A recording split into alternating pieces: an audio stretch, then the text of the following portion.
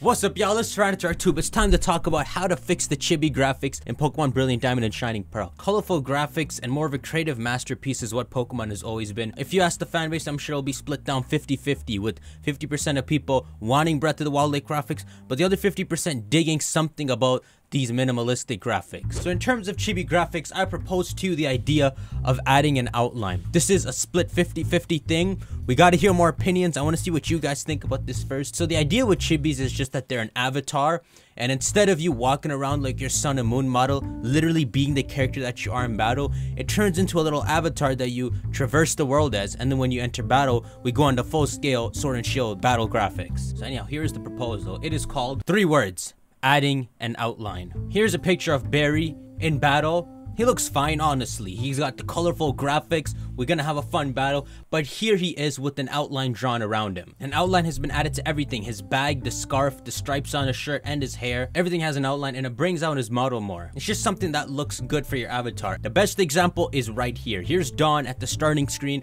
when you finish picking your name. As she's shown watching the TV broadcast, here's the version without the outline, and it looks fine. The longer you stare at it, you start to be like, you know, I dig it. The chibi graphics look good. And then you look at the outlined version, and now it gets that looks really good. Something about outlines just define the model better and make it feel more satisfying when you're walking around. For example, the 2D sprites for Dawn that the 3D models are based off, of course, have this outline around them. You play as an avatar with an outline around them, so this feels a lot more animated and jumpy. It feels good. Here is another solution. Here's Dawn watching the big TV screen. Everyone's trying to wrap their heads around what's wrong with the chibis. Is it the arms? Here's one solution where, oh my god, that looks good. Oh wow.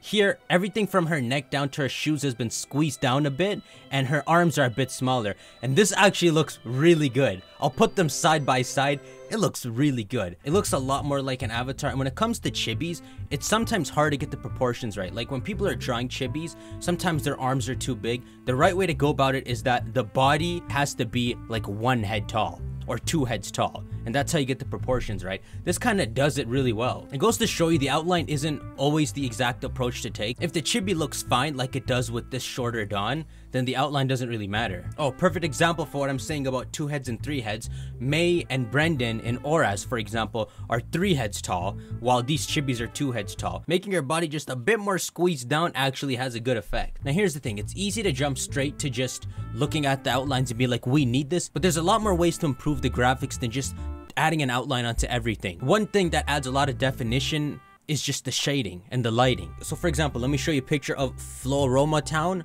You know, this town with all the flowers. This is what it looks like in Diamond, Pearl, and Platinum, and this is what it looks like in the trailer, brought to life in 3D. The overall background and sceneries of this game look good enough, but to take it a step above, what you need is good lighting and shading, but not too much. So for example, here's that Floroma Town with better lighting and shading. Now it looks insane. Now you really get that Zelda Link's Awakening 3D feel, because the shading just brings it to a different kind of 3D life than just being lifted up an axis. And look, you don't need the outlines. The outlines isn't the answer to every problem. I've got to say, their arms are a little too long in this game, man. I really wish their arms were a bit shorter. They stick out like a Slender Man or something. One more example, Lake Verdi, the lake you go to in the beginning of the game, where you see Dawn with Professor Rowan there. This is what it looks like in Pokemon Diamond and Pearl. Simple. This is what it looks like in the trailers. Looks a lot better, but some of the stuff you pick out and complain about go away right away once you make better lighting and shading. This is what it looks like with some improved lighting and shading,